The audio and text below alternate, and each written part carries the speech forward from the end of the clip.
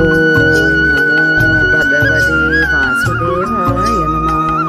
4-ാം ദിവസം ശ്രീകൃഷ്ണാവതാരം വീഡിയോയിലേക്ക് എല്ലാവർക്കും സുസ്വാഗതം. ദശാവതാരങ്ങൾ മത്സ്യകൂർമോ വരാഹശ്ച നരസിംഹശ്ച വാമന രാമോ രാമശ്ച രാമശ്ച കൃഷ്ണകൽഗി ജനാർദ്ദന. 10 അവതാരങ്ങൾ ഭാരതത്തിന് പ്രചുര പ്രചാരം നേടിയിട്ടുണ്ട്. ലോകത്തിൽ എപ്പോഴാണോ ധർമ്മത്തിന് ഗ്ലാനി സംഭവിക്കുന്നത്, അധർമ്മത്തിന് ഉയർച്ച സംഭവിക്കുന്നത്, ആ സമയത്ത് ഭഗവാൻ അവതരിക്കും എന്നാണ് സൂചിപ്പിച്ചത്. 10 അവതാരങ്ങളാണ് പ്രധാനപ്പെട്ട അവതാരങ്ങൾ. മത്സ്യം, കൂർമ്മം, വരാഹം, നരസിംഹം, വാമനൻ, രാമൻ രാമൻ രാമൻ, ശ്രീരാമൻ, പരശുരാമൻ, ബലരാമൻ, പിന്നെ കൃഷ്ണൻ, ഏറ്റവും അവസാനത്തത് കൽഗി. ആദ്യത്തെ അവതാരം മത്സ്യാവതാരമാണ്. എന്താ മത്സ്യാവതാരത്തിൻ്റെ പ്രത്യേകത? ഹയഗ്രീവൻ എന്നുള്ള അസുരൻ ബ്രഹ്മാവിൻ്റെ കയ്യിൽ നിന്ന് 4 വേദങ്ങളെ തട്ടിയെടുത്ത് കൊണ്ടുപോയി. അപ്പോൾ 4 വേദങ്ങളെ തട്ടിയെടുത്ത് കൊണ്ടുപോയപ്പോൾ വേദങ്ങളെ തിരിച്ചു കൊണ്ടുവരുന്നതിന് വേണ്ടി ഭഗവാൻ മത്സ്യാവതാരം എടുത്തു, വേദങ്ങളെ വീണ്ടെടുത്തു. ചെറിയ ശരീരത്തെ വലുതാക്കിയിട്ട് 2-3 അവതാരം നമുക്ക് കാണാൻ സാധിക്കും. ആദ്യത്തേത് മത്സ്യാവതാരമാണ്. ചെറിയ ശരീരത്തെ വലുതാക്കിയിട്ട് മത്സ്യാവതാരം, ചെറിയ ശരീരത്തെ വലുതാക്കിയിട്ട് വാമനാവതാരം, ചെറിയ ശരീരത്തെ വലുതാക്കിയിട്ട് ഹനുമാന്റെ അവതാരം. ഇതൊക്കെ ആദ്യം ചെറിയ ശരീരമാണ്. പിന്നീട് ആ ശരീരത്തെ ഉയർത്തി വലുതാക്കി മാറ്റിയെന്നാണ്. അപ്പം ഇവിടെ നമ്മളോട് പറയുകയാണ്, ചാക്ഷുഷമന്വന്തരത്തിനൊടുവിൽ നൈമിത്തിക പ്രളയകാലത്ത് മത്സ്യാവതാരമെടുത്തു ഭഗവാൻ മഹാവിഷ്ണുദേവൻ. ഈ മത്സ്യാവതാരത്തിൻ്റെ പ്രത്യേകത എന്താ? ജനിച്ചാൽ മരിക്കുന്നത് വരെ ഭയമാണ്. നമുക്കെല്ലാവർക്കും ഭയമാണ്. ചെറിയ ജീവികളെ സംബന്ധിച്ചിടത്തോളം വലിയ ജീവികളെ ഭയമാണ്.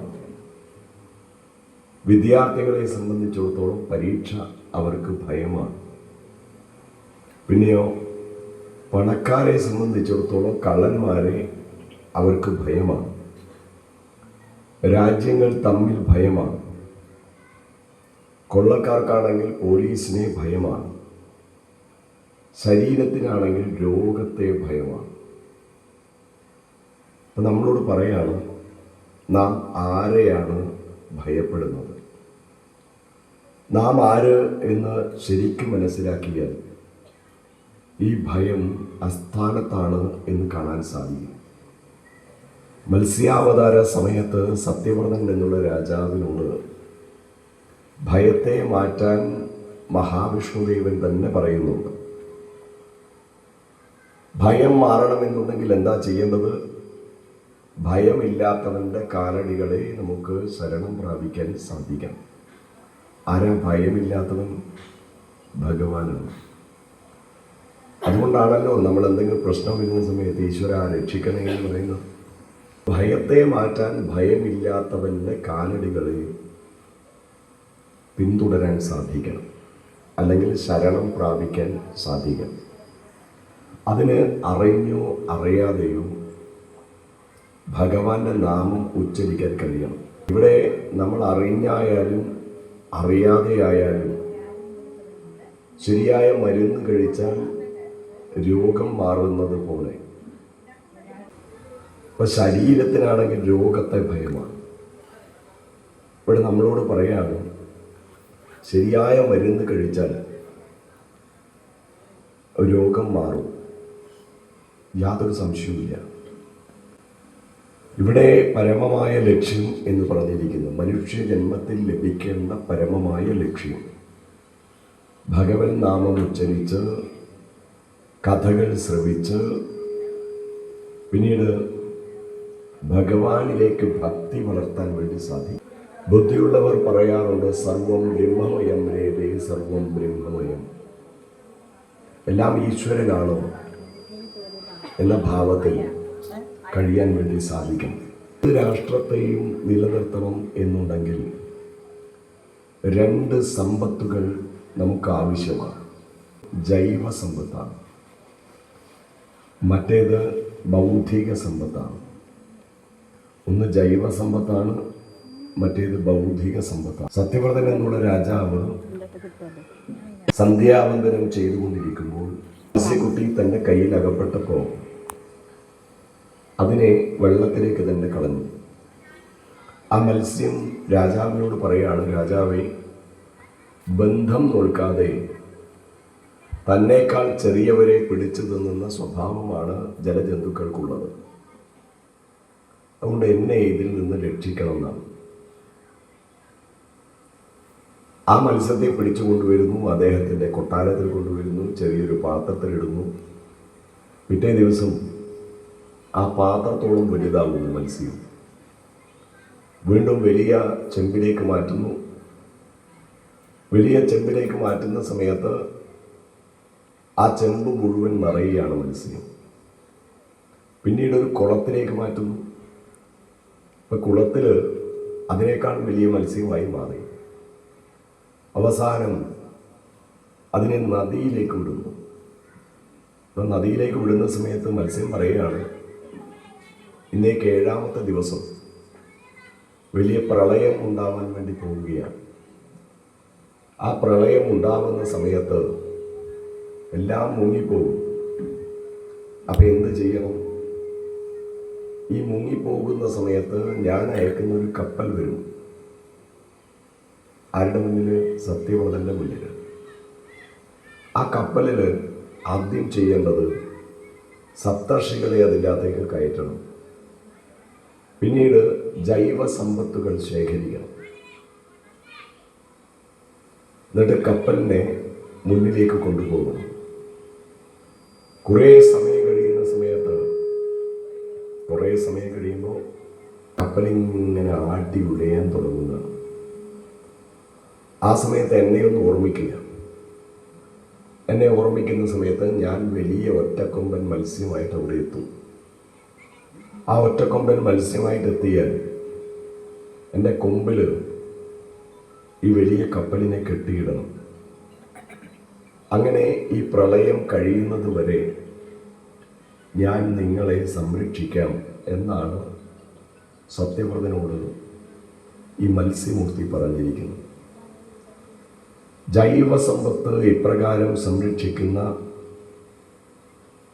നോഹയുടെ പേടകത്തെക്കുറിച്ച് ബൈബിളിൽ പരാമർശമുണ്ട്.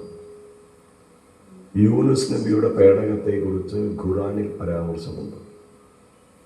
എന്നാൽ ഇത് രണ്ടിലും കാണാത്തതാണ് ഇവിടെ കാണാൻ സാധിക്കുന്നത്. എന്താ ഈ രണ്ടിലും കാണാത്തത്?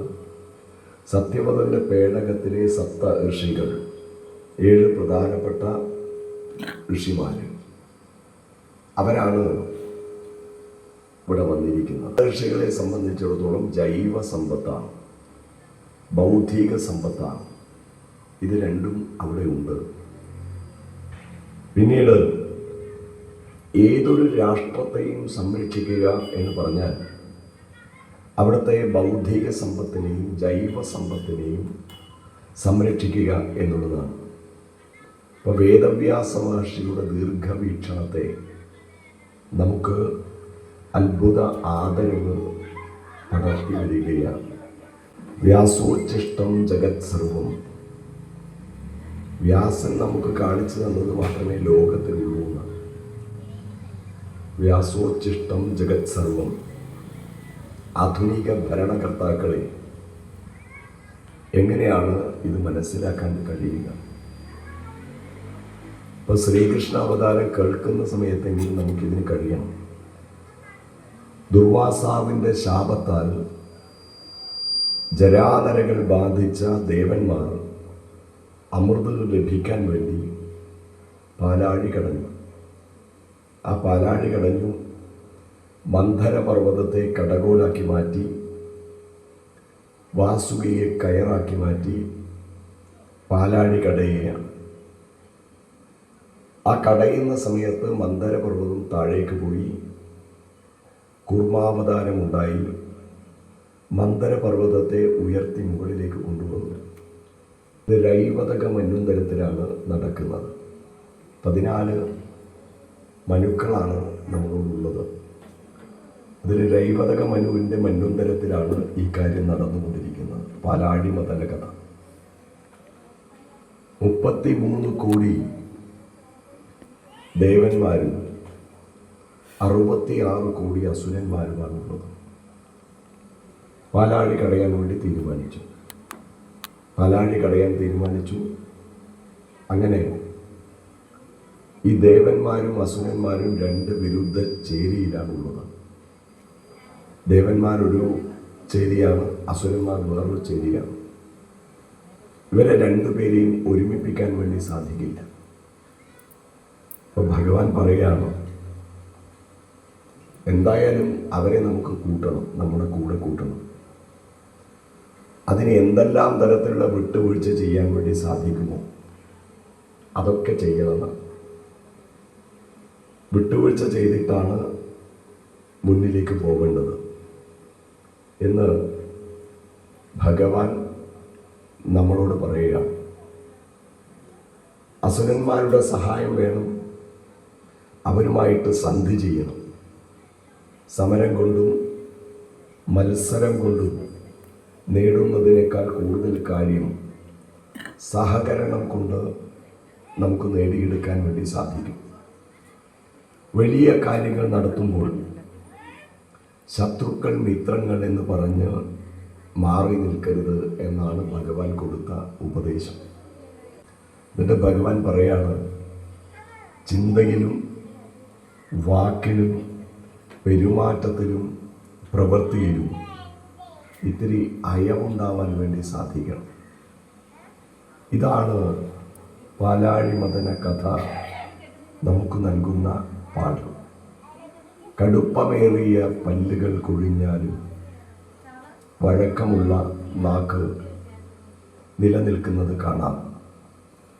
ഹിരണ്യകശിപുവിൻ്റെ അനുജനായിട്ടുള്ള ഹിരണ്യാക്ഷൻ ഭൂമിയെ അപഹരിച്ച് പാതാളത്തിൽ കൊണ്ടുപോയി വെച്ച് ഒളിപ്പിച്ചു. അപ്പോൾ ഭഗവാൻ വരാഹ അവതാരമെടുത്തു. എന്നിട്ട് ഭൂമിയെ സംരക്ഷിച്ചു എന്നാണ്. ഭൂമിയെ ഉദ്ധരിക്കാൻ ഭൂമിയോട് അത്യന്തം സ്നേഹവായ്പുള്ള ഒരാൾ വരേണ്ടിയിരിക്കുന്നു. അതാണ് വരാഹാവതാര കഥയിൽ കൂടി സൂചിപ്പിച്ചത്. പിറന്ന ഭൂമിയെ സംരക്ഷിക്കണം എന്ന മഹത്തായ തത്വം നമുക്കിതിൽ നിന്ന് കാണാൻ സാധിക്കും. മാതാഭൂമി പുത്രോഹം പൃഥിവ്യ.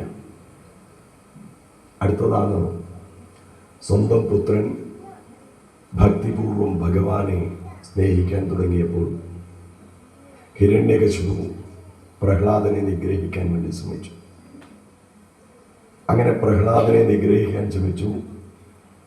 അപ്പോൾ ഭഗവാൻ ഹിരണ്യകശിപുവിനെ വധിച്ച് പ്രഹ്ലാദനെ രക്ഷിച്ചു. ഭക്തനായ പ്രഹ്ലാദനെയും അതേപോലെ തന്നെ ധർമ്മത്തെയും രക്ഷിച്ചു. ഇതാണ് അടുത്ത കഥയിൽ കൂടി നമ്മളോട് സൂചിപ്പിച്ചിരിക്കുന്നത്. ഇനിയാണ് ദേവാഭിഷ്ടത്തിനായി മഹാബലിയുടെ അഹങ്കാരത്തെ ശമിപ്പിച്ച് ഒരു സുതലത്തിലേക്ക് പറഞ്ഞയച്ചു. 8ാമത്തെ മന്വന്തരത്തിലാണ് ഇത് നടക്കുന്നത്. ഇന്ദ്രനെ സ്വർഗത്തിൽ നിന്ന് പുറത്താക്കി. ഓരോരുത്തർക്കും ഓരോ ലോകം പറഞ്ഞിട്ടുണ്ട്. മനുഷ്യർക്ക് മനുഷ്യലോകം, പിന്നെയോ അസുരന്മാർക്ക് പാതാളം, പിന്നെ ആരാ ഉള്ളത്? അസുരന്മാരുണ്ട്, മനുഷ്യന്മാരുണ്ട്. ഇവർക്കൊക്കെ ഓരോ ലോകം പറഞ്ഞിട്ടുണ്ട്. ദേവന്മാർക്ക് ദേവലോകം. അങ്ങനെ വന്നപ്പോൾ ദേവലോകത്തു നിന്ന് ദേവന്മാരെ പുറത്താക്കി. ആരാ പുറത്താക്കിയത്? മഹാബലി പുറത്താക്കിയതാണ്. അങ്ങനെ മഹാബലി പുറത്താക്കിയപ്പോൾ അതിഥി മാതാവ് ഭഗവാനെ പ്രാർത്ഥിച്ചു. അങ്ങനെ ഭഗവാനെ പ്രാർത്ഥിച്ച സമയത്ത് ഭഗവാൻ ദേവന്മാർക്ക് വേണ്ടിയുള്ള ആ കൊട്ടാരം വീണ്ടെടുക്കാൻ വേണ്ടി, ദേവന്മാരുടെ സ്ഥലം വീണ്ടെടുക്കാൻ വേണ്ടി ഭഗവാൻ മഹാബലിയുടെ അഹങ്കാരത്തെ തീർക്കാൻ വേണ്ടി വാമനമൂർത്തിയായിട്ട് അവതരിച്ചു. വാമനൻ പറയുകയാണ്, വാസികൾ പോലും കൊതിക്കുന്നത്ര ഐശ്വര്യവും സമൃദ്ധിയും ഉള്ള ഒരു ലോകത്തേക്ക് അങ്ങ് പോയാൽ അവിടെ ഗദാധാരിയായിട്ട് ഞാൻ കാവലുണ്ടാകുന്ന ഒരു മന്വന്തരം അവിടെ കഴിയണം. അതിനുശേഷം തിരിച്ച് ഇങ്ങോട്ടേക്ക് വരാം. മഹാബലിയെ സുതലത്തിലാക്കിയ ഭഗവാൻ തന്നെയാണ് അടുത്ത മന്വന്തരത്തിൽ മഹാബലിയെ ഇന്ദ്രനായിട്ട് അവരോധിക്കുന്നത് കാണാൻ സാധിക്കും. അടുത്തതാണ് കാർത്തവീര്യാർജുനൻ. കാർത്തവീര്യാർജുനനെയും ഭൂമിയിൽ അധർമ്മികളായി വർദ്ധിച്ച ക്ഷത്രിയന്മാരെയും കൊന്ന് ധർമ്മപരിപാലനം നടത്താൻ പരശുരാമന്റെ അവതാരമുണ്ടായി. ജമദഗ്നി മഹർഷിക്ക് രേണുകയിൽ ജനിച്ച ക്ഷത്രിയ ഗുണമുള്ള പുത്രനാണ് പരശുരാമൻ. പാപപരിഹാരാർത്ഥം വർഷം തോറും തീർത്ഥയാത്ര നടത്തുന്ന രാമൻ, ചിരഞ്ജീവിയായിട്ടുള്ള രാമൻ, ഭാരതത്തിൻ്റെ പേര് തന്നെ ഭാർഗവക്ഷേത്രം എന്നാണ്. 21 തവണ ക്ഷത്രിയ നിഗ്രഹം നടത്തിയ പരശുരാമൻ സർവസ്വവും ദാനം ചെയ്യുന്നു. എന്നിട്ട് മഹേന്ദ്ര പർവ്വതത്തിലേക്ക് തപസ്സിന് പോകുന്നു. അതാണ് നിഗ്രഹത്തിന് രാമനായിട്ട് പിറക്കുന്നു. അച്ഛൻ്റെ സത്യം സംരക്ഷിക്കാൻ ശ്രീകൃഷ്ണ അവതാരത്തിൽ അവതാരമായിട്ട് ബലരാമനുണ്ടായി. കർഷക രാജാവാണ് ബലരാമൻ. ഒടുവിൽ കംസ നിഗ്രഹണത്തിന് ശ്രീകൃഷ്ണനായിട്ട് അവതരിച്ചു. ഒടുവിൽ സർവനാശത്തിൻ്റെ ഖഡ്ഗവുമായി കൽക്കി അവതരിച്ചു. ഇങ്ങനെയാണ് പ്രധാനപ്പെട്ട ദശാവതാരങ്ങൾ. ആദ്യമായി ഭൂമിയിൽ, പ്രകൃതിയിൽ ജീവഗണങ്ങൾ ഉണ്ടായത് വെള്ളത്തിലാണ് എന്നാണ് നമ്മൾ പഠിച്ചിരിക്കുന്ന സയൻസ് നമ്മൾ സൂചിപ്പിച്ചിരിക്കുന്നത്. അതിൻ്റെ പ്രതീകമായി ആദ്യത്തെ അവതാരം മത്സ്യാവതാരമായി നമുക്ക് കാണാൻ സാധിക്കും. പിന്നീട് പരിണാമത്തിൻ്റെ അടുത്ത ഘട്ടം വന്നു. വെള്ളത്തിലും കരയിലും ജീവിക്കുന്ന ജീവിയെ കാണാൻ സാധിച്ചു. അത് ആമയാണ്, കൂർമ്മമാണ്. വെള്ളത്തിലും കരയിലും ജീവിക്കുന്ന ജീവി. പിന്നീട് ആമയിൽ നിന്ന് ശക്തിയുള്ള മൃഗത്തിലേക്കുള്ള പരിണാമം. വരാഹമാണ്, പന്നിയാണ്. മൃഗം മനുഷ്യനാവാൻ തുടങ്ങുകയാണ്. പാതി മൃഗവും പാതി മനുഷ്യനുമായി നരസിംഹം അവതരിച്ചു. സിംഹത്തിൻ്റെ വേഗതയും മനുഷ്യൻ്റെ ഭാവങ്ങളുമൊക്കെയായി ഇവിടെ അവതരിച്ചു. മൃഗത്തിൽ നിന്ന് മനുഷ്യനിലേക്ക് പൂർണ്ണ വളർച്ച കിട്ടാത്ത കുറിയ മനുഷ്യനായിട്ട് വാമനൻ വരുന്നു. മനുഷ്യൻ ശാരീരികമായി വളരുകയാണ്. അപ്പോൾ ശാരീരികമായി വളരുന്ന സമയത്ത് മഴു തുടങ്ങിയിട്ടുള്ള ആയുധങ്ങൾ കയ്യിലെന്തുന്നു. അങ്ങനെ ആയുധം കയ്യിലെന്തിയ കലഹം ഉണ്ടാകുന്നു. കാരണം ബുദ്ധിവികാസം പൂർണ്ണമായും നേടിയിട്ടില്ല. ചിന്താശക്തിക്ക് കടിഞ്ഞാണില്ല. ഒരാളോടുള്ള പക തീർക്കാൻ 21 തവണ ക്ഷത്രിയ വംശത്തെ മുഴുവൻ നിഗ്രഹിച്ച വിവേകശൂന്യനായ മനുഷ്യൻ പൂർണ്ണനായതിൻ്റെ ചരിത്രം പരശുരാമനിൽ നമുക്ക് കാണാൻ വേണ്ടി സാധിക്കും. ശ്രീരാമനിലെത്തിയപ്പോൾ നാം കണ്ടത് ഒരു തെളിഞ്ഞ നീരുറവ പോലെ നല്ല മനസ്സിന് ഉടമയായിട്ടുള്ള രാമനെ കാണാൻ സാധിക്കുന്നു. ആസുതവത്സലനായ ഏകഭാര്യ വ്രതനായിട്ടുള്ള രാമനെ നമുക്ക് കാണാൻ സാധിക്കും. ഒരു പക്ഷേ നല്ല മനുഷ്യൻ എപ്പോഴും പരാജയമായിരിക്കും ഫലം. നിങ്ങൾ പരിശോധിച്ചാൽ നിങ്ങൾക്ക് കാണാൻ സാധിക്കും. ഒരു നല്ല മനുഷ്യനെ സംബന്ധിച്ചിടത്തോളം അയാൾക്ക് എപ്പോഴും പരാജയമാണ് ഉണ്ടാവുന്നത്. എല്ലാവരോടും നല്ല ഇഷ്ടത്തിലായിരിക്കും, അപ്പോൾ ഒരാൾ വന്നിട്ട് ചോദിക്കും, എനിക്കൊരു 10,000 ഉറുപ്പ്യ തരുമോ? അപ്പോൾ ഇയാളെ വീട്ടിനുള്ളിൽ പൈസ ഉള്ളതുകൊണ്ട് ഇയാളെന്താ പറയുക? ഇല്ലാതെ പറയുന്നത് കൊണ്ട് ഇയാളെ വീട്ടിലുള്ള പൈസ എടുത്തോളൂ. വാങ്ങിയയാളെ പിന്നെ കാണുകയില്ല. അപ്പം നല്ല മനുഷ്യൻ്റെ പരാജയം നമുക്കവിടെ കാണാൻ സാധിക്കും. ഭാര്യയെ മറ്റൊരുവൻ മോഷ്ടിച്ചു, പിന്നീട് കാട്ടിലായി താമസം, അവസാനം എല്ലാം നേടിയപ്പോൾ അപവാദവും ഉണ്ടായി. സരയൂ നദിയിൽ മുങ്ങി സ്വയം ഇല്ലാതാകുന്നത് രാമനല്ല, രാമൻ്റെ മാനവ സമുദായത്തിൻ്റെ നന്മയാണ് അവിടെ ഇല്ലാതാകുന്നത്. രാമന് സംഭവിച്ചത് അടുത്ത തലമുറ കൃഷ്ണന് സംഭവിക്കുന്നില്ല. കൃഷ്ണൻ മിടുക്കനായിരുന്നു. ബലരാമൻ വളരെ പ്രധാനപ്പെട്ട ആളാണ്. സുഭദ്രയെ കട്ടുകൊണ്ടുപോകാൻ അർജുനന് കൂട്ട്, ദുര്യോധന വധത്തിന് നേതൃത്വം, ഉദരാഗർഭത്തിലുള്ള കുട്ടിയെ രക്ഷിക്കുന്നു.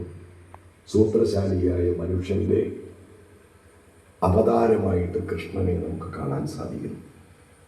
കൂടെയുണ്ടായ ബലരാമൻ കൃഷിയിലേക്ക് തിരിയുന്നു.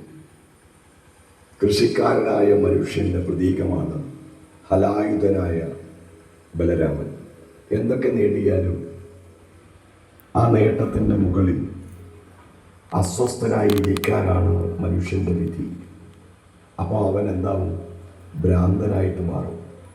എല്ലാം തട്ടിത്തെറിപ്പിക്കാൻ വേണ്ടി തോന്നും.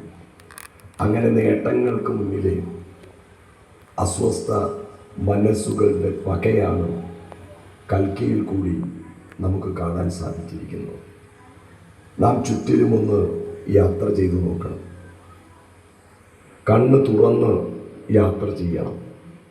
എല്ലാം തകർക്കുന്ന അസ്വസ്ഥതകളുള്ള മനസ്സുകളുടെ ഒരു തലമുറയെ നമുക്ക് കാണാൻ വേണ്ടി സാധിക്കും. അവർക്ക് എല്ലാറ്റിനോടും വെറുപ്പാണ്. എല്ലാം തകർക്കണം എന്ന ചിന്തയാണ് അവർക്കുള്ളത്. പുതിയതായിട്ട് ഏതെങ്കിലും ഒരു കാര്യം സൃഷ്ടിക്കാൻ അവർക്കിതുവരെ കഴിഞ്ഞിട്ടില്ല. നശിപ്പിക്കാൻ എളുപ്പമാണ്, എന്നാൽ ഉണ്ടാക്കാൻ പ്രയാസവുമാണ്.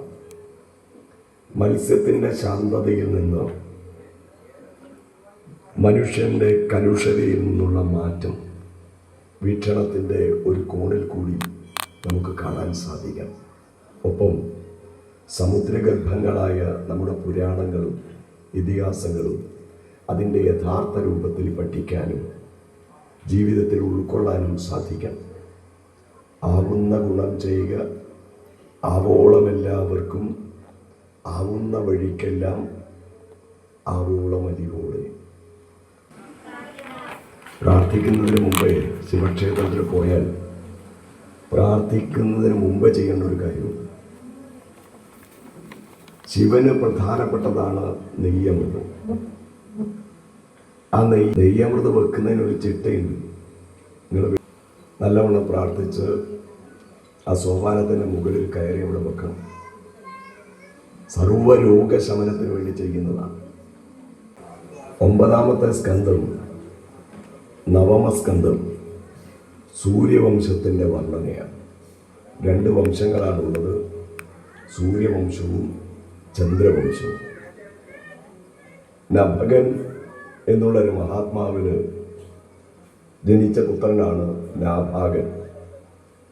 അദ്ദേഹത്തിന് കവി എന്നൊരു പേര് കൂടിയുണ്ട്. നഭകൻ, നാഭാഗൻ, അദ്ദേഹത്തിന് കവി എന്നൊരു പേരുണ്ട്. അച്ഛൻ ഭാഗം വെച്ചു. ഭാഗം വെക്കുക എന്ന് പറഞ്ഞാൽ അറിയാലോ, സ്വത്തൊക്കെ ഭാഗം വെച്ചു. ആ ഭാഗം വെച്ച സമയത്ത് ഈ നാഭാഗന് കിട്ടിയത് അച്ഛനെ മാത്രം സ്വത്ത് കിട്ടിയിട്ട്. അപ്പോൾ പണം വേണം, എന്താ ചെയ്യാൻ ചോദിച്ചു. അപ്പോൾ അച്ഛൻ പറയാണ്, അങ്ങ് ദൂരെ ഒരു ഗ്രാമത്തിൽ അംഗീരസ ഗോത്രത്തിൽപ്പെട്ട ബ്രാഹ്മണന്മാർ വലിയൊരു യാഗം ചെയ്തുകൊണ്ടിരിക്കുക. ആ യാഗം ചെയ്യുന്ന സമയത്ത് അതിലവർക്ക് മന്ത്രത്തിലെ വളരെ പ്രധാനപ്പെട്ട ഒരു ഋക്ക്, ഒരു പദം ചൊല്ലാൻ വേണ്ടി കിട്ടുന്നില്ല. അതുകൊണ്ട് നീ എന്താ ചെയ്യേണ്ടത്? നേരെ പോയിട്ട് അവർക്ക് ആ ഋക്ക് ചൊല്ലിക്കൊടുക്കണം. ഇയാൾ നേരെ പോയി ഈ യജ്ഞസ്ഥലത്ത് പോയി, യാഗസ്ഥലത്ത് പോയി. അവിടെ മന്ത്രം കിട്ടാതിരുന്ന ബ്രാഹ്മണന്മാർക്ക് അദ്ദേഹം ആ മന്ത്രം പറഞ്ഞു കൊടുക്കുക. അപ്പോൾ ബ്രാഹ്മണന്മാരെന്താ ചെയ്യുന്നത്? ബ്രാഹ്മണന്മാർ ചെയ്തത് തങ്ങൾക്ക് കിട്ടിയിട്ടുള്ള ദക്ഷിണ മുഴുവൻ നാഭാഗന് കൊടുത്തു. തങ്ങൾക്ക് കിട്ടിയിട്ടുള്ള ദക്ഷിണ മുഴുവൻ ആർക്കാ കൊടുത്തത്? നാഭാഗന് കൊടുത്തു. നാഭാഗൻ അതൊക്കെ എടുത്ത് ഒരു തുണിയിൽ പൊതിഞ്ഞ് യജ്ഞശാലയിൽ നിന്ന് പുറത്തേക്ക് ഇറങ്ങുമ്പോൾ ഒരു വലിയ ഒരാൾ കയ്യിൽ വലിയൊരു ദണ്ഡു എടുത്ത് ഇയാൾ അടിക്കാൻ പോവുക. എന്നിട്ട് പറഞ്ഞു, ഇതെൻ്റേതാണെന്ന് പറഞ്ഞു. ആരോടാ പറഞ്ഞത്? നാഭാഗനോട് പറഞ്ഞു, ഇതെൻ്റേതാണെന്ന് പറഞ്ഞു. അപ്പം നാഭാഗൻ എന്ത് ചെയ്തു? ഇനി യാതൊരു രക്ഷയില്ല, ഇതിനു വേണ്ടി യുദ്ധം കഴിയാനൊന്നും കഴിയില്ല. അപ്പം ഈ പണം മുഴുവൻ അയാൾക്ക് കൊടുത്തു. നേരെ അച്ഛനടുത്ത് വന്നു, എനിക്കിങ്ങനെയൊക്കെ ഒരു അനുഭവം ഉണ്ടായിട്ടുണ്ട്. ആ ഇങ്ങനെയുള്ള അനുഭവം കിട്ടിയപ്പോൾ എന്താ ചെയ്യേണ്ടതെന്ന് അറിയില്ല. അപ്പം അച്ഛൻ പറഞ്ഞു, നീ അങ്ങനെയല്ല ചെയ്യേണ്ടിയിരുന്നത്. നിന്റെ മുന്നിൽ വന്നിരിക്കുന്നത് മഹാദേവനാണ്. മഹാദേവനാണ് യജ്ഞപുരുഷൻ. മഹാദേവനാണ് വന്നിരിക്കുന്നത്. ആ മഹാദേവനോട് പോയിട്ട് ക്ഷമ പറയണം. അപരാധ സഹസ്രാണി ക്രിയന്തേയഹർനിശമ്മയ ദാസോഹമിതി മാം മത്വാ ക്ഷമസ്വകരുണാനിധേ എന്ന് ക്ഷമ പറയണം. ആരോടാ പറയേണ്ടത്? മഹാദേവനോട് പറയണം. അങ്ങനെ നാഭാഗൻ പോയി മഹാദേവനെ നമസ്കരിച്ചു.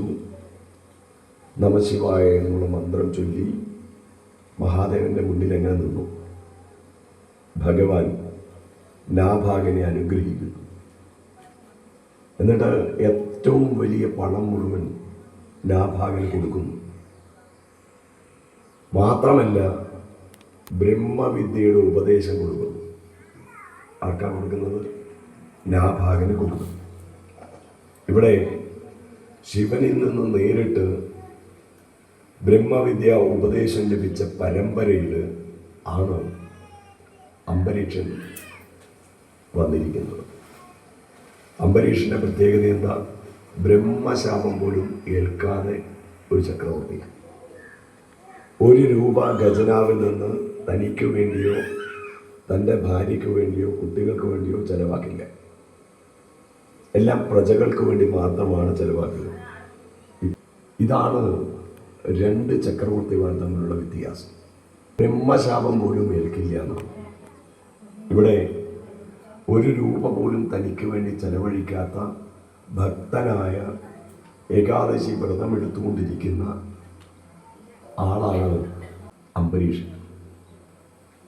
അല്പന് ഐശ്വര്യം കിട്ടിയാൽ അർദ്ധരാത്രിക്കും കുട പിടിക്കും എന്ന വാക്ക് നമ്മൾ കേട്ടിരുന്നു.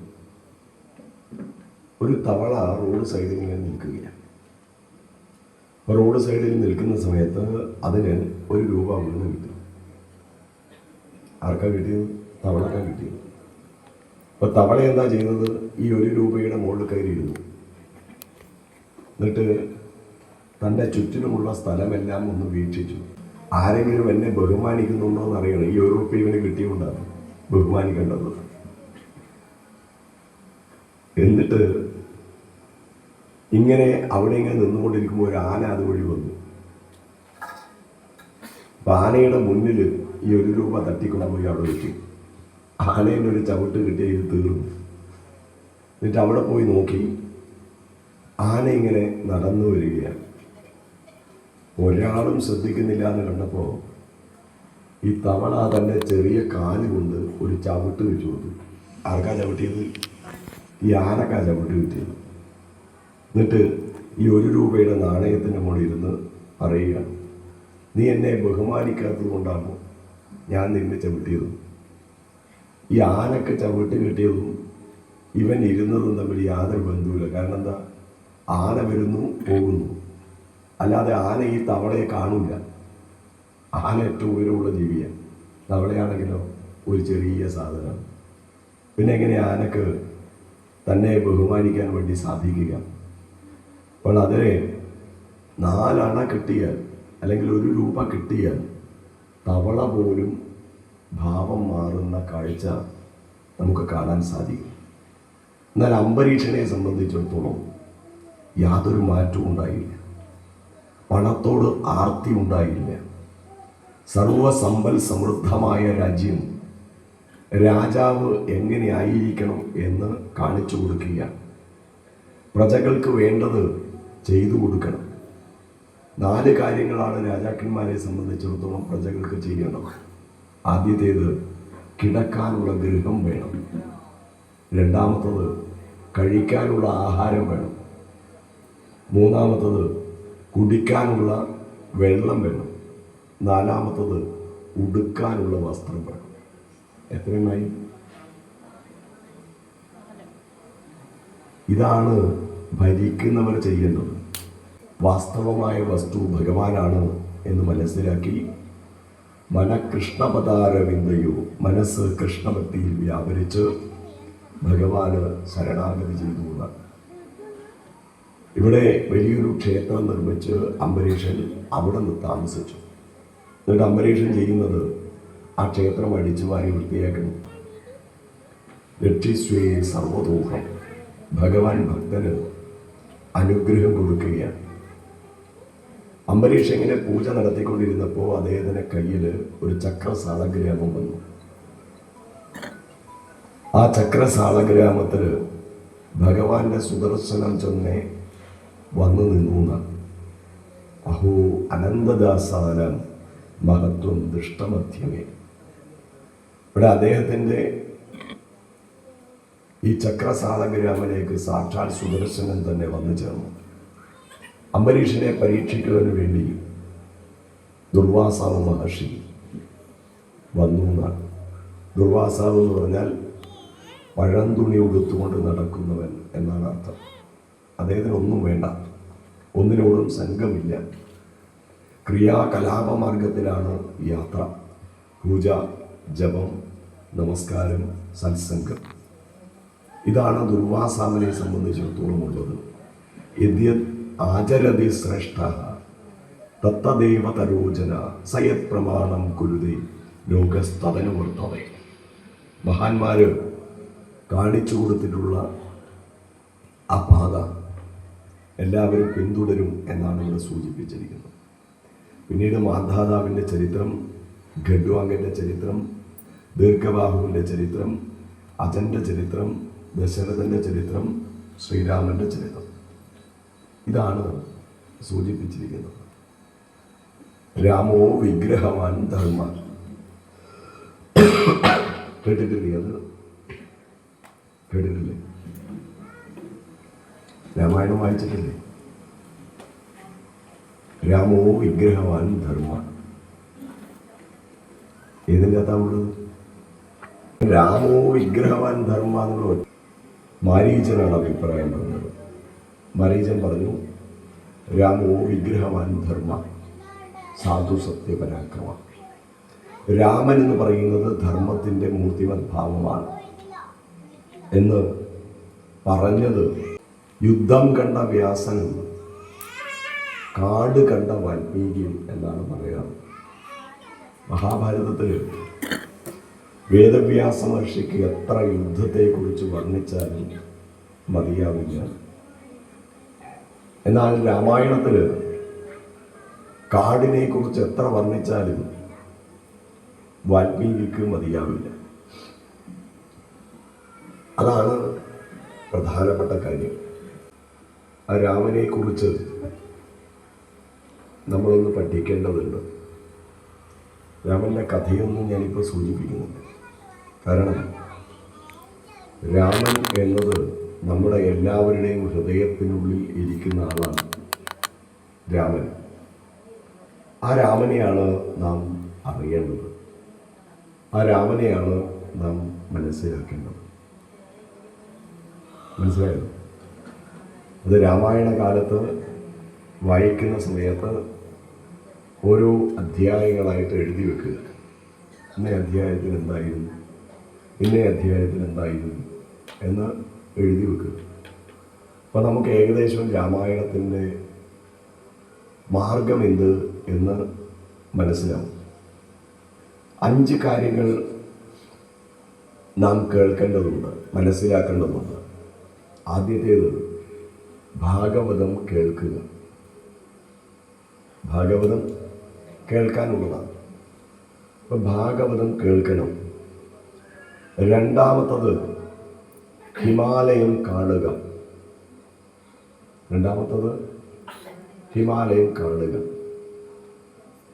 മൂന്നാമത്തത് ഗംഗയിൽ കുളിക്കുക. നാലാമത്തത് മഹാഭാരതം വായിക്കുക. അഞ്ചാമത്തത് ഭഗവത്ഗീത പഠിക്കുക. ഭാഗവതം ദ്രവമാണ്. നിഗമകൽപ്പതരോ ഗണിതം ഫലം സുഖമുഖാത് അമൃതദ്രവ സംവിധം പിബത ഭാഗവതം രസമാലയം മുഹുരഹോരസിക ഭൂമി ആവുക. ഭാഗവതം എന്ന് പറഞ്ഞത് ദ്രവമാണ്. ദ്രവം എന്ന് പറഞ്ഞാൽ ഒഴുകുന്നത് എന്നർത്ഥം. ഒഴുകുന്നതിനെ മാത്രമേ നമുക്ക് കുടിക്കാൻ വേണ്ടി സാധിക്കുള്ളൂ. കാരുണ്യം ദ്രവഹൃദയ പ്രമോദ. കരുണ ദ്രവമാണ്. ഭഗവതഃ ഇദം ഭാഗവതഃ. യാതൊന്ന് ഭഗവാന്റേതാണോ അതാണ് ഭാഗവതം. യാതൊരു ശാസ്ത്രം ഭഗവത് സ്വരൂപം കാണിച്ചു തരുന്നുവോ അതാണ് ഭാഗവതം. ഭഗവതഃ അയം ഭാഗവത. യാതൊരു വ്യക്തി ഭഗവാന്റേതായി തീരുന്നുവോ അത് ഭാഗവതം. സച്ചിദാനന്ദരൂപായ വിശ്വോത്പത്തിയാദിഹേതവേ താപത്രയ വിനാശായ ശ്രീകൃഷ്ണായ വയം നമഃ. സത്ത് ചിത്ത് ആനന്ദം. സത്ത് എന്ന് പറഞ്ഞാൽ സർവവ്യാപിയായ ഈശ്വരൻ. ചിത്ത് എന്ന് പറഞ്ഞാൽ ജ്ഞാനസ്വരൂപൻ. ആനന്ദം എന്ന് പറഞ്ഞിരിക്കുന്നത് ബ്രഹ്മാനന്ദം അല്ലെങ്കിൽ വിഷയാനന്ദം. ഇവിടെ ഭാഗവതം തുടങ്ങുന്ന സമയത്ത് ശ്രീകൃഷ്ണനെ നമസ്കരിക്കുന്നു. അപ്പോൾ നമ്മളോട് പറയുകയാണ്, ഇവിടെ ഈശ്വരൻ്റെ നാമം തന്നെ പ്രണവം എന്നാണ് സൂചിപ്പിച്ചിരിക്കുന്നത്. വാസുദേവേ ഭഗവതി ഭക്തിയാ ചക്രേ മനപ്പരം. അത്യന്ത ഭക്തിയോടുകൂടി തൻ്റെ മനസ്സിനെ ഭഗവാനിലേക്ക് സമർപ്പിക്കുക. ഭക്താനാം അഭയങ്കര അഭക്താനാം ഭയങ്കര. അങ്ങനെയാണ് ഭാഗവതം സൂചിപ്പിച്ചിരിക്കുന്നത്. ശ്രീമദ് ഭാഗവതത്തിന് ഏറ്റവും വലിയ സ്കന്ധമാണ് ദശമസ്കന്ധം. അതിൽ 90 അധ്യായമാണ് ഉള്ളത്. ഇത് ഭഗവാന്റെ മുഖമായിട്ടാണ് നമ്മളോട് പറഞ്ഞിരിക്കുന്നത്. അമ്മയ്ക്ക് കുഞ്ഞിനോടുള്ള വാത്സല്യം എത്രമാത്രമുണ്ട് എന്ന് പറഞ്ഞറിയിക്കാൻ വേണ്ടി സാധിക്കില്ല. പറ്റുമോ? ഇല്ല. ഭഗവാൻ എത്രയെത്ര അസുരന്മാരെയാണ് ഇതിൽ കൊന്നിരിക്കുന്നത്. ഈ അധ്യായത്തിൽ ഭഗവാൻ എത്രയെത്ര അസുരന്മാരെയാണ് ഇവിടെ വെച്ച് തീർത്തിരിക്കുന്നത്. അതുകൊണ്ട് ഇതിന് ആശ്രയസ്കന്ധം എന്നുകൂടി പേരുണ്ട്. സംഹാരസ്കന്ധം എന്നുകൂടി പേരുണ്ട്. ആശ്രയസ്കന്ധം എന്നുകൂടി പേരുണ്ട്. കൃഷ്ണസ്തു ഭഗവാൻ സ്വയം. ഭഗവാനാണ് ആശ്രയം.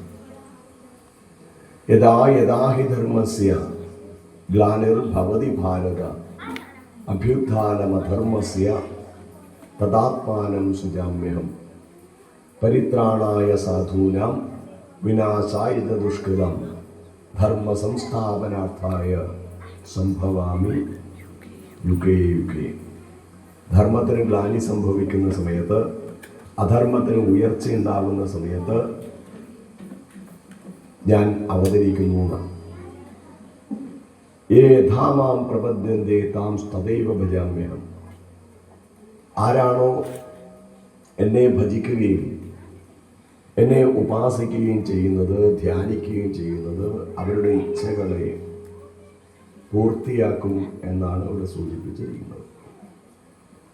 ഭൂമിദേവി ഭഗവാനോട് പ്രാർത്ഥിക്കുകയാണ്, ഗിരികളടവിയും മരങ്ങളുമേ തരളതിമിംഗലമാഴി ചക്രമേഴും ഇവ പലതും എനിക്കു ഭാരമില്ല, ശിവശിവ ദുർജന ഭാരമേവ ഭാരം.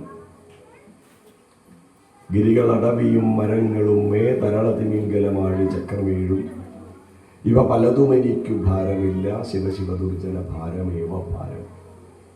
എൻ്റെ തന്നെ ഭാഗമായിട്ടുള്ള പർവ്വതങ്ങൾ, എൻ്റെ തന്നെ ഭാഗമായിട്ടുള്ള നദികൾ, വൃക്ഷങ്ങൾ, ഇതൊന്നും എനിക്ക് ഭാരമായി തോന്നുന്നില്ല ഭഗവാനെ. എന്താ ഭാരമായിട്ട് തോന്നുന്നത്? എൻ്റെ യോനിയിൽ പിറന്നിട്ടുള്ള അസുരന്മാരാണ് ഭാരമായിട്ട് തോന്നുന്നത്. ശ്രീരാമ അവതാരത്തിൽ അച്ഛൻ്റെ സത്യം സംരക്ഷിക്കാൻ വേണ്ടി ഭഗവാൻ ശ്രീരാമചന്ദ്രൻ കാട്ടിലേക്ക് പോയി. ഇപ്പൊ കാട്ടിൽ വെച്ച് ഋഷിമാർ അദ്ദേഹത്തെ കാണുന്ന സമയത്ത് സൗന്ദര്യത്തിൽ മോഹിതരായി.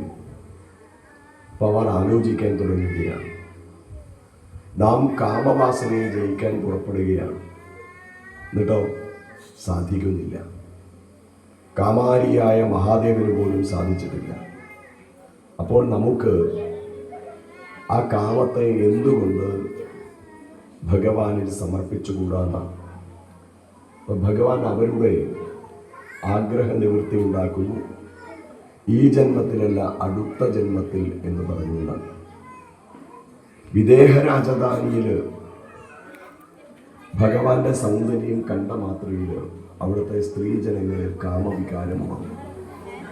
അപ്പം അവരോട് പറയാണ്, നിങ്ങളൊക്കെ ഗോപികമാരായി ജനിച്ചുള്ളൂ, ഈ ജന്മത്തിലല്ല, അടുത്ത ജന്മത്തിൽ. കൃഷ്ണാവതാരം പൂർണ്ണാവതാരമാണ്, ശ്രീരാമാവതാരം പൂർണ്ണാവതാരമാണ്. ശ്രീരാമൻ സൂര്യവംശത്തിലാണ് ജനിച്ചത്. 12 കലകൾ ഉള്ളതുകൊണ്ട് രാമനെ ദ്വാദശാത്മാവ് എന്നാണ് വിളിച്ചിരിക്കുന്നത്. ഇപ്പൊ ശ്രീകൃഷ്ണൻ ചന്ദ്രവംശത്തിലാണ് ജനിച്ചത്. ചന്ദ്രന് 16 കലകളാണുള്ളത്. അതുകൊണ്ട് രണ്ടുപേരും പൂർണ്ണ അവതാരങ്ങളായി നമുക്ക് കാണാൻ സാധിക്കും. ഭൂമിദേവി എല്ലാവരെയും കൂട്ടി ബ്രഹ്മാവിനെ ശരണം പ്രാപിക്കുന്നു. നേരെ ഭഗവാന്റെ സമീപത്തേക്ക് പോകുന്നു. എന്നിട്ട് ഭൂമിദേവിയുടെ ദുഃഖം തീർക്കണം എന്ന് പറയുകയാണ്. വാസുദേവേ ഭഗവതി ഭക്തിയാ ചക്രീ മനപ്പരം. ഇവിടെ ഭഗവാൻ വാസുദേവൻ സാക്ഷാൽ പരമപുരുഷൻ ദേവകീ ഗർഭത്തിൽ ജനിക്കാൻ വേണ്ടി പോവുകയാണ്. അതുകൊണ്ട് ദേവീദേവന്മാരെല്ലാം പല ഭാഗത്തുമായിട്ട് പിറക്കട്ടെ എന്ന് പറയാം. അപ്പോഴാണ് മഹാവിഷ്ണുദേവൻ ആദിശേഷനെ ഒന്ന് നോക്കുന്നത്. ആദിശേഷൻ പറയാണ്, കഴിഞ്ഞ ജന്മത്തിൽ അങ്ങ് എൻ്റെ ജ്യേഷ്ഠനായിരുന്നു, ഞാൻ അനുജനായിരുന്നു. അനുജനായതുകൊണ്ട് എനിക്ക് ഒരു തരത്തിലുള്ള പ്രവർത്തികളും ചെയ്യാൻ വേണ്ടി സാധിച്ചിട്ടില്ല. അനേകം സേവാവർത്തികൾ ഉണ്ടായിരുന്നു, ജ്യേഷ്ഠന് വേണ്ടി അതൊക്കെ ചെയ്തു. ഞാൻ ആഗ്രഹിച്ച ഒരു കാര്യം പോലും എനിക്ക് നടത്താൻ വേണ്ടി സാധിക്കില്ല. എന്നിട്ട് ഭഗവാനോട് പറയാണ്, ഇത്തവണ ഞാൻ അനുജനാവുകയില്ല എന്ന് പറഞ്ഞപ്പോൾ ഭഗവാൻ പറഞ്ഞു, നീ ജ്യേഷ്ഠനായിക്കൊള്ളൂ. അങ്ങനെയാണ് ബലരാമനായിട്ട് അവതരിക്കുന്നത്. പിന്നീട് ലക്ഷ്മിയെ ഒന്ന് നോക്കിയെന്നാണ്. അപ്പോൾ ലക്ഷ്മി പറയാണ്, ഞാൻ അവതരിക്കാനില്ല. കഴിഞ്ഞ തവണ എന്നോട് അവതരിക്കണം എന്ന് പറഞ്ഞു. അങ്ങനെ അവതരിക്കണം എന്ന് പറഞ്ഞപ്പോൾ ഞാൻ അനുഭവിച്ച ത്യാഗം, ഞാൻ അനുഭവിച്ച ദുരിതങ്ങൾ എത്രയാണ് എന്ന് പറഞ്ഞറിയിക്കാൻ വേണ്ടി സാധിക്കില്ല. ആദ്യം എന്നെ കൊണ്ടിട്ടത് ഒരു അഴുക്ക് ചാലിലാണ്. ആ സീരധ്വജൻ എന്നുള്ള രാജാവ് എന്നെ കണ്ടില്ലായിരുന്നുവെങ്കിൽ ഞാൻ അതിൻ്റെ ഉള്ളിൽ നിന്ന് മരിച്ചു പോകുമായിരുന്നു. പിന്നെന്താ ചെയ്തത്? പിന്നീട് രാമൻ ആ അയോധ്യയിൽ ഇങ്ങനെ വാണുകൊണ്ടിരിക്കുകയാണ്. രാമനും ലക്ഷ്മണനും ഭരതനും ശത്രുഘ്നും. അപ്പോഴാണ് രാമൻ മിഥിലയിലേക്ക് പോകുന്നത്. അവിടെ ആ ശൈവചാപത്തെ ഭഞ്ജിക്കണം, ഒടിക്കണം. അങ്ങനെ ഒടിക്കുന്ന സമയത്താണ് അവിടെ സ്വയംവരം നടക്കുന്നത്. അങ്ങനെ ചാപം ഒടിച്ചു, സ്വയംവരമുണ്ടായി. സീതയെ കൂട്ടി തൻ്റെ അയോധ്യയിലേക്ക് കൂട്ടിക്കൊണ്ടുപോയി. അയോധ്യയിൽ നല്ല രീതിയിൽ താമസിക്കും എന്ന് കരുതി. അപ്പോഴാണ് അച്ഛൻ്റെ സത്യം സംരക്ഷിക്കാൻ വേണ്ടി 14 വർഷം കാട്ടിലേക്ക് ഇറങ്ങി പുറപ്പെട്ടത്. അച്ഛൻ്റെ സത്യം സംരക്ഷിക്കാൻ വേണ്ടി 14 വർഷം കാട്ടിലേക്ക് ഇറങ്ങി പുറപ്പെട്ടു.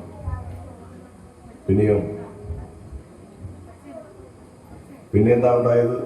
കാട്ടിൽ താമസിച്ചുകൊണ്ടിരിക്കുമ്പോൾ രാവണൻ വന്നു. ആ രാവണൻ സീതയെ തട്ടിക്കൊണ്ടുപോയി. എന്നിട്ടൊരു വൃക്ഷത്തിൻ്റെ ചുവട്ടിലായിരിപ്പ്, ശംശിപാ വൃക്ഷത്തിൻ്റെ ചുവട്ടിലിരുന്നു. അങ്ങനെ ഇരുന്ന സമയത്ത് കാറ്റും വെയിലും കൊണ്ട് എൻ്റെ ശരീരം ആസകലം ചുക്കിച്ചുളിഞ്ഞു. അപ്പോഴാണ് ഭഗവാൻ പറഞ്ഞത്, നീ അവതരിച്ചോളൂ, പക്ഷേ കൊട്ടാരക്കെട്ടിന് പുറത്തേക്ക് നീ ഇറങ്ങേണ്ട ആവശ്യമില്ല. ഇവിടെ അവതാരം തുടങ്ങുകയാണ്. ശ്രീരാമ അവതാരത്തിൽ ഭഗവാൻ ശാന്തനായിരുന്നു, കൃഷ്ണാവതാരത്തിൽ ചഞ്ചലനായിരുന്നു. ശൂരസേന രാജാവാണ് മധുര സ്ഥാപിച്ചത്. മധുരയിലെ ആദ്യത്തെ രാജാവ് ഉഗ്രസേനനാണ്. ഉഗ്രസേനൻ പുത്രനായുള്ള കംസൻ, ഇവരാണ് ആ രാജ്യത്ത് ഭരണം നടത്തിക്കൊണ്ടിരിക്കുന്നത്. വസുദേവൻ എന്ന് പറഞ്ഞിരിക്കുന്നത് ശൂരവംശജനാണ്. ദേവകന്റെ പുത്രി ദേവകിയുമായിട്ടുള്ള വിവാഹം നടക്കുകയാണ്. യാത്രയപ്പോൾ മുഹൂർത്തം വന്നു. കല്യാണമൊക്കെ കഴിഞ്ഞതിന് ശേഷം കംസൻ അപ്പോഴാണ് ഒരു നാൽക്കവരയുടെ മുന്നിൽ നിന്ന് ഒരു അശരീരി ഉണ്ടായത്. അസ്യ അഷ്ടമോ ഗർഭോ ഹന്തായം വഹസേ അബുധ. ആരെയാണോ നീ ഇത്ര സ്നേഹപൂർവ്വം കൂട്ടിക്കൊണ്ടുപോകുന്നത്, ഇവളുടെ ഗർഭത്തിൽ പിറക്കുന്ന 8ാമത്തെ പുത്രൻ നിന്നെ വധിക്കുന്നതാണ്. അപ്പൊ കംസന് വലിയ ദേഷ്യമുണ്ടായി. ദേവകിയുടെ മുടിക്കുത്തിൽ പിടിച്ച് താഴേക്ക് വിളിച്ചിറക്കി വെട്ടിക്കൊല്ലാൻ വേണ്ടി ശ്രമിച്ചു. അപ്പോഴാണ് വസുദേവൻ പറയുന്നത്, യേഷാ തവാനുജ ബാല കൃപണ പുത്രിഗോപമ. ഇവിടെ പറയുകയാണ്, ഇവൾ നിന്റെ കൊച്ചനുജത്തിയാണ്. എന്തിനാണ് നീ ഇവിടെ വധിക്കാൻ വേണ്ടി പുറപ്പെടുന്നത്? ഹന്തും നാർഹസി കല്യാണിയും ഇമാം ത്വാം ദീനവത്സല. ദേവകിയെ പേടിയില്ലല്ലോ, പിന്നെ ആരെയാ പേടിയുള്ളത്? ഇവളുടെ ഗർഭത്തിൽ പിറക്കുന്ന 8ാമത്തെ പുത്രൻ നിന്നെ വധിക്കുന്നല്ലേ നിനക്ക് ഭയമുള്ളത്? നാരദ മഹർഷി വരുന്നു, 8ാമത്തെ പുത്രൻ എങ്ങനെയാണ് എന്ന് നിനക്കെങ്ങനെ അറിയാൻ ചോദിക്കുന്നു കംസനോട്. എന്നിട്ട് കംസനോട് പറയുകയാണ്, ഏറ്റവും അവസാനത്തെ കുട്ടി മുതൽ മുകളിലേക്ക് എണ്ണുക. അപ്പോൾ 8ാമത്തെ കുട്ടി ഏതാ? ആദ്യത്തെ കുട്ടിയാണ്. ഭഗവാന്റെ മായ വളരെ വലുതാണ്. എങ്ങനെയാണ് ഈ മായ പ്രയോഗിക്കുന്നത് എന്നറിയില്ല. ഭഗവാൻ മായാഭഗവതിയോട് പറയാണ്, കാലനേമി എന്നൊരു അസുരനുണ്ട്. ആ കാലനേമിയുടെ പുനർജന്മമാണ് കംസൻ. കാലനേമിക്കൊരു ശാപം കിട്ടിയിട്ടുണ്ട്, തൻ്റെ മക്കളെ താൻ തന്നെ കൊല്ലുന്നതാണ്. അതുകൊണ്ട് മായാഭഗവതി കാലനേമിയുടെ മക്കളെ, ഷഡ്ഗർഭകന്മാർ എന്നുള്ള മക്കളെ ദേവകിയുടെ ഗർഭത്തിൽ കൊണ്ടുചെന്നിട്ടു. അങ്ങനെ 6 പേരെ കൊണ്ടുചെന്നിട്ടു. കംസൻ 6 പേരെയും വധിക്കുന്നു. കംസന്റെ മനസ്സിൽ ഭയം അടിക്കടി ഉയർന്നു വരികയാണ്. ചിന്തയാനോ ഋഷികേശം തന്മയം ജഗത്ത്. ലോകം മുഴുവൻ ഹരിമയമായിട്ട് കംസൻ കാണപ്പെട്ടു എന്നാണ്. ദേവകിയുടെ ഗർഭത്തിൽ ഭഗവാൻ ജനിച്ചിരിക്കുന്നു എന്ന് മനസ്സിലായപ്പോൾ ബ്രഹ്മാദിദേവന്മാർ ഭഗവാനെ സ്തുതിക്കുന്നു. സത്യവ്രതം, സത്യപരം, ത്രിസത്യം, സത്യസ്യ യോനിം നിഹിതം ച സത്യേ, സത്യസ്യ സത്യം വ്രത സത്യനേത്രം, സത്യാത്മകം ത്വാം ശരണം പ്രപന്ന. നീ സത്യവ്രതനാണ്, അങ്ങയെ പ്രാപിക്കാനുള്ള ഉപാധി എന്ന് പറയുന്നത് സത്യമാണ്, അങ്ങ് സത്യത്തിൻ്റെ സത്യമാണ്. അതുകൊണ്ട് ഞാൻ ഞങ്ങളെ ശരണം പ്രാപിക്കുന്നു. രാമാവതാരത്തിൽ ജനിച്ചത് സൂര്യവംശത്തിലാണ്, കൃഷ്ണാവതാരത്തിൽ രാത്രിയാണ് ജനിക്കുന്നത്, ചന്ദ്രവംശത്തിലാണ്. അന്ന് നവമി നാളിലാണ് ജനിച്ചത്. പൂർണ്ണ ബ്രഹ്മസംഖ്യയാണ് നവമി. ഇപ്പോൾ അഷ്ടമി നാളിലാണ് ജനിക്കുന്നത്. അഷ്ടമി മായാസംഖ്യയാണ്. അഷ്ടതാ പ്രകൃതി അധ സർവഗുണോപേത കാല പരമശോധന. സർവഗുണങ്ങളും തികഞ്ഞ ഉത്തമമായ ആ കാലം വന്നെത്തി. ശുഭനക്ഷത്രങ്ങൾ അന്തരീക്ഷത്തിൽ ഉദിച്ചു. ദിക്കുകളെല്ലാം തെളിഞ്ഞു. ഗഗനം നിർമ്മലോക ഗണോടിയും. ആകാശം നിർമ്മലമായി. നദ്യപ്രസന്ന സലില ഹൃദാജലനുഹസ്ത്രീയ. പ്രകൃതിയുടെ പരിശുദ്ധിയാണ് ഇവിടെ സൂചിപ്പിച്ചിരിക്കുന്നത്. നദികളിലേക്ക് ശുദ്ധജലം ഒഴുകി. സുഗന്ധവാഹിനിയായ കുളിർകാറ്റ് മന്ദം മന്ദം വീശി തുടങ്ങി. മന്ദം മന്ദം ജലധര ജഗജ്ജുലനുസാഗരം. മേഘങ്ങൾ സമുദ്രത്തെ അനുകരിച്ചുകൊണ്ട് ഗർജിച്ചു തുടങ്ങിയതാണ്. നിശീതേ തമ ഉദ്ഭൂതേ. കറുത്തപക്ഷത്തിലെ രാത്രി. ജായമാനേ ജനാർദ്ദനെ. ജനാർദ്ദൻ്റെ ജന്മസമയം. സർവഗുഹാശയ. എല്ലാവരുടെയും ഹൃദയത്തിൽ വസിക്കുന്നവനാണ്. ആവിരാസി ദദാപ്രാജ്ഞം ദിശീന്ദുരിപുഷ്കര. പൂർവചക്രവാളത്തിലെ ചന്ദ്രോദയം പോലെ ഭഗവാൻ അവതരിച്ചു എന്നാണ്.